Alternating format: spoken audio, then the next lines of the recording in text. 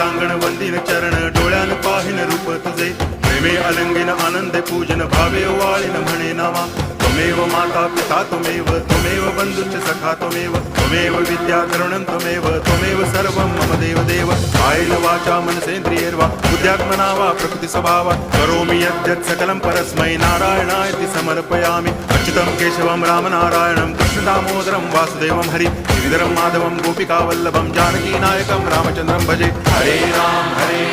Ram Ram Hare Hare Hare Krishna